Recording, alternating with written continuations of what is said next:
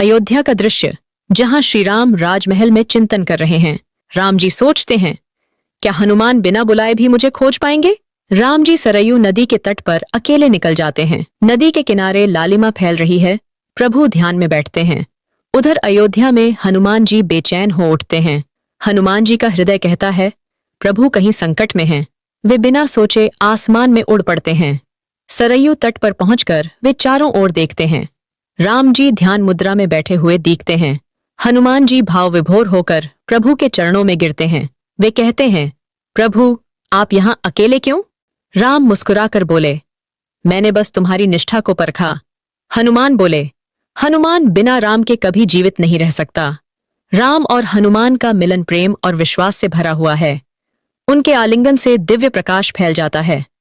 आकाश में पक्षी उड़ते हैं, मानो वे भी इस मिलन के साक्षी हों। दूर गांव वाले यह दृश्य देखकर आश्चर्यचकित रह जाते हैं। माता सीता राजमहल से यह दृश्य देखकर प्रसन्न होती हैं। लक्ष्मण कहते हैं, भैया हनुमान जी की भक्ति अद्भुत है। राम जी सोचते हैं, सच्ची भक्ति ऐसी ही होनी चाहिए। राम जी ने सोचा, हनुमान की शक्ति को और परखना चाहिए। वे उन्हें जंगल में कुछ दिव्य पुष्प लाने का आदेश देते हैं। हनुमान सिर झुकाकर तुरंत आज्ञा स्वीकारते हैं। वे पर्वतों और नदियों को पार करते हुए निकल पड़ते हैं। रास्ते में राक्षस उनका मार्ग रोकते हैं। हनुमान गर्जना कर सभी राक्षसों को परास्त कर देते हैं। अंत में वे दिव्य फूलों के उद्यान तक पहुंचते हैं। वहां स्वर्गिक पुष्प चमकते हैं, जिनसे अमृत जैसी सुगंध आती है। हनुमान अपने प्रभु के लिए उन्हें आदरपूर्वक चुनते हैं। वे तेजी से उड़ते हुए अयोध्या की ओर लौट आते हैं। हनुमान फूल राम जी के चरणों में अर्पित करते हैं। राम जी प्रेम पूर्वक उन फूलों को स्वीकारते हैं।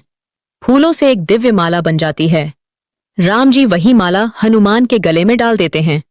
हनुमान भावुक होकर कहते हैं, प्रभु यह मेरा नहीं, आपका ही पुण्य है।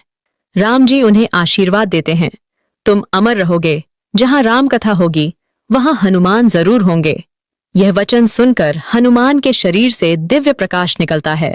गांव वाले आनंद पूर्वक जयकार करते हैं, जय श्री राम, जय हनुमान। माता सीता मुस्कुराकर हनुमान को आशीर्वाद देती हैं। लक्ष्मण उन्हें गले लगाकर कहते हैं, आपके बिना यह परिवार अधूरा है। रात के आकाश में चांद चमक रहा है। अयोध्या में शांति है। राम जी और हनुमान साथ बैठे हैं, जैसे मित्र हों। हनुमान ध्यान से राम कथा सुनते हैं। राम जी अपने हाथों से हनुमान को फल खिलाते हैं। हनुमान कहते हैं, प्रभु मुझे सिर्फ आपकी सेवा चाहिए। राम जी उनका हाथ पकड़कर कहते हैं, तुम मेरे प्राणों से भी प्रिय हो। मंदिर की घंटियां गूंज उठती हैं। पूरे नगर में दिव्यता का वातावरण छा जाता है। राम और हनुमान आकाश की ओर देखते हैं, मानो अनंत प्रेम का संदेश दे रहे हों। कहानी का अंत, जहां भी राम कथा गाई जाएगी वहां हनुमान सदा उपस्थित रहेंगे।